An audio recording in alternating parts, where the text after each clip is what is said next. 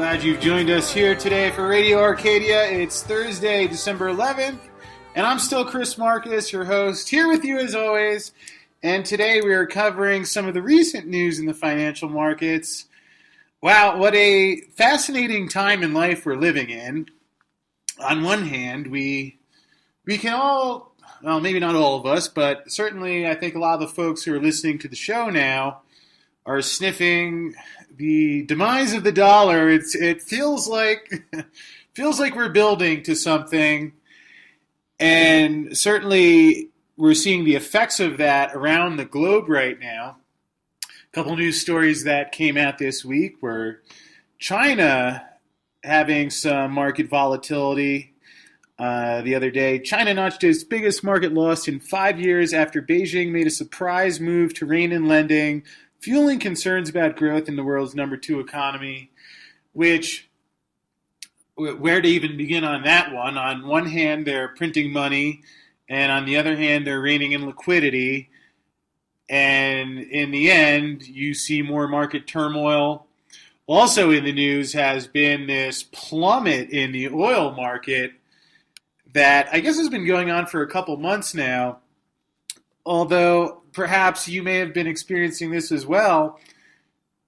I read about it in the news, but when it really starts sinking in is there's a gas station that I walk past almost every day, and I would just notice their sign as I was walking past because it for the most part, gas has averaged, it seems like it's been with a 3 handle, somewhere between $3 and $4 for the last couple of years in most locations around the U.S. And at least here in Denver, Colorado, I saw it $3.60, $3.50, $3.40. Then eventually the 3 went away, and now there's a 2. And seeing the prices just continue to go down, obviously this is having a lot of implications in the stock market. A lot of the energy producers are having a very difficult time. Of course, other companies, this has been good news for, because energy is really, we could say energy is involved in everything, or in other ways that, what could you find, name a product in which energy is somehow not involved? Every time you're shipping something somewhere, there is energy. You're just turning on the equipment, whether you're using gas or electricity, just some form of energy, lighting up a building, heating the building. The more activity is, the more energy there is. And I haven't seen anyone else comment on this yet, and I still haven't really seen anyone have a specific explanation of why the oil market has had this massive decline. I am looking at a Wall Street Journal article here where it says oil prices have plunged about 40% in nearly 6 months due to rising production in the U.S. and elsewhere. Now, I haven't gone through the OPEC numbers or the U.S. production numbers, but still, I'd be curious to know what is the. It seems hard to imagine that there's been such a sharp increase in production that is entirely accounting for this whole move.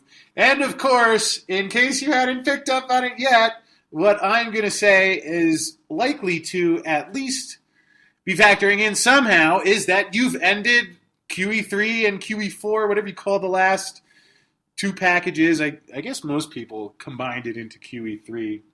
You keep the numbers smaller, but still, it's not an accident that once you stop printing money that you begin to see economic activity slow down.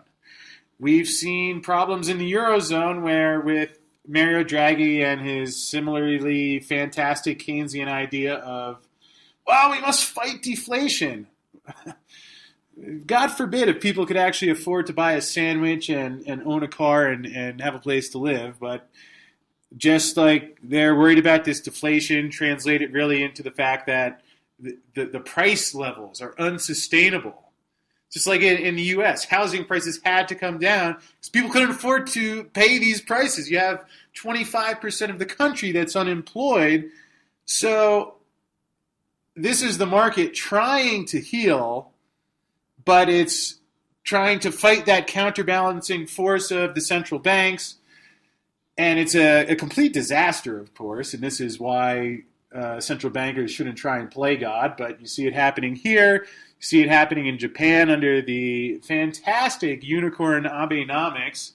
Shinzo Abe, who a couple of years ago ran and was elected prime minister, or was it president? I never remember which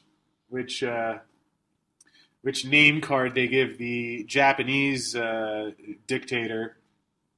But he basically had the idea that if he convinced enough people that he'd print anything that moves, they'd vote for him, get free cash, and all would be well. And, of course, they're having trouble. And certainly, well, the U.S. stock markets haven't slowed down yet. But that was what could have been expected upon if, now again, this is also factoring in if the Fed has really stopped buying as many bonds as they say they have. You know, you can take them at face value and assume that they've slowed down the pace. And if that's the case, certainly to see some of the indicators and warning signs going off in the market, the same way that they happen each of the other times that the Fed tried to stop printing money and then only to eventually say, oh, well, the market's weakening, so we have to start printing again. Which, despite the fact that I clearly said I never thought they would taper or end QE, and that did end up happening, I think I added a caveat in there somewhere that if they did do this, then they would continue printing again. And I mean, if you can see Janet Yellen or any of these other central bankers watch more decline in the markets, and especially if things really start to get rocky, you think that they're not going to whip out their printing bazookas. Mario Draghi's big bazooka, as he famously called it in 2012.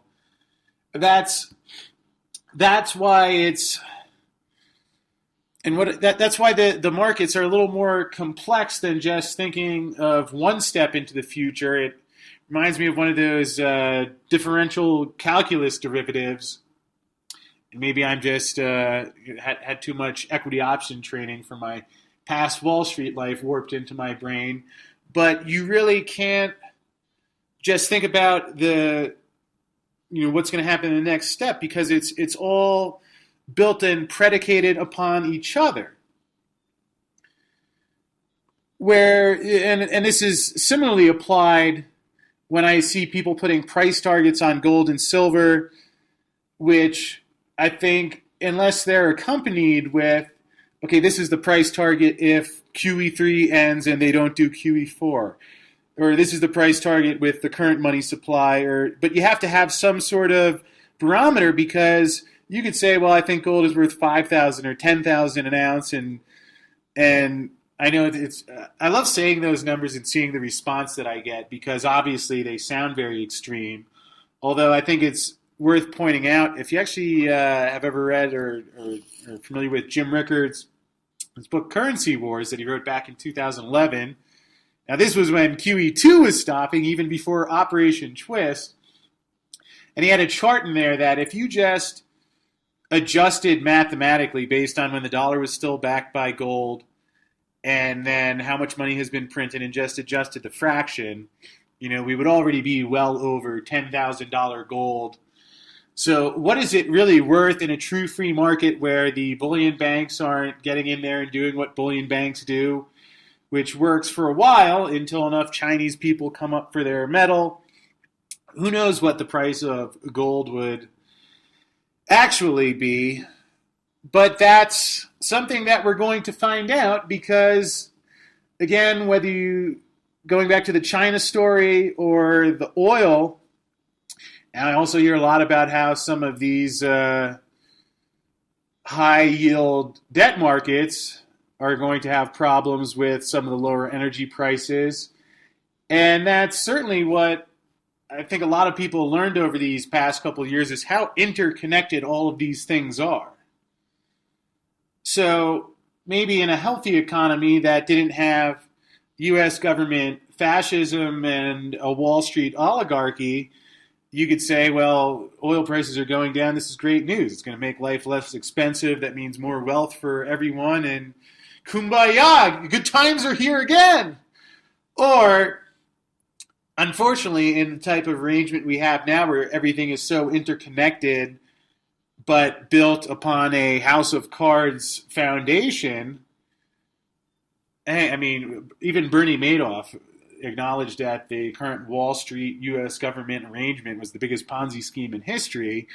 And that has always been the catch in the or the smoking gun of why we were going to have trouble. Now, I could never guess exactly which actions Bernanke or the Fed or Yellen or any of these people would take on an individual level, but when you study the Austrian economic business cycle of what happens, the mechanics of when you actually print money, and the simplest way of thinking of it is that if interest rates are 4% and people aren't borrowing, and you do a temporary sale to put it on 2%, and people take out the loans, but then you raise it back to the rate they can't afford to pay, well, the loans are going to become insolvent. That's the whole reason you don't do it in the first place. You don't try and play God in the markets to say, well, you know what, we just want more wealth, so we'll print money and there it is. And don't take my word for it. Think about what happened after Alan Greenspan lowered interest rates following the collapse of the dot-com bubble. And then when he tried to raise them, we had the collapse of the housing bubble because when the interest rates were lower, everybody took out credit, and then interest rates went up, and we saw what we got. Now, fast forward a couple of years later, you've seen essentially the same thing on a global level.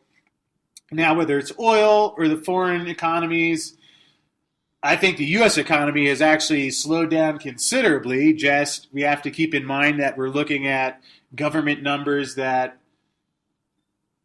don't include food and energy and inflation.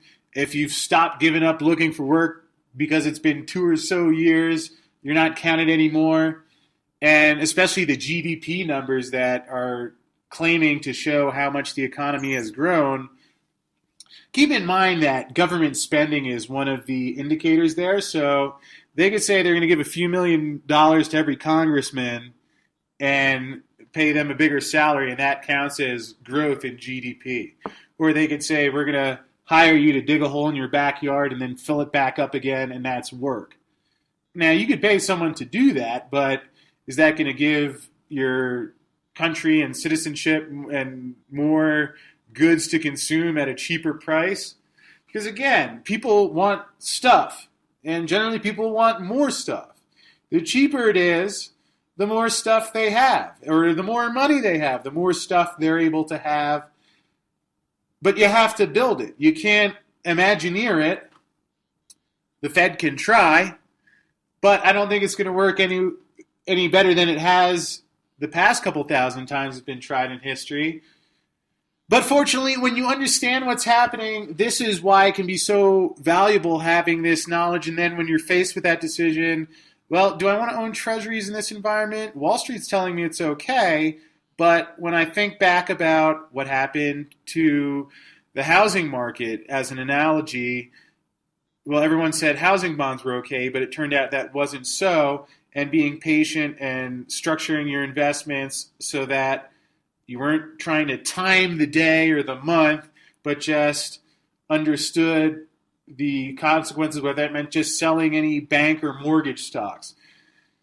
Similarly, the gold market, not an easy one to figure if you don't understand that it's being manipulated and you think, well, geez, I thought everyone said if money printing is going on, gold will go up.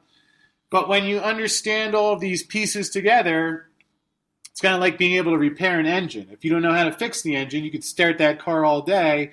But when you understand the background and you've had the training, which you're getting here, then you can adjust accordingly. And really what once seemed like an insurmountable obstacle then becomes solvable.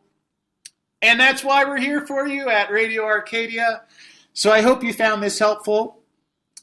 And if you go to arcadiaeconomics.com, and click on the What Can I Do About It tab, you'll find a variety of solutions there as well, because this is what we like to help investors or business owners or people who are trying to reach more clients or just figure out solutions, whether financial or even non-financial, of, okay, we see what's happening, we see what's coming, how do we prepare for that? So go hit that subscribe button for Radio Arcadia, because we keep doing Radio Arcadia podcasts a couple times per week, and we're going to be helping you through whatever comes up over the next couple of years. And again, you can find us at arcadiaeconomics.com, where you can find out what you can actually do about it and really begin implementing these steps into your business, into your investments, and turn what could have been a crisis into the opportunity of a lifetime. Because when you know the way the game is rigged, you can still take the upper hand back, and we'll be here along the ride for you. And with that said, I hope you're having a beautiful day wherever you are, and God bless you all.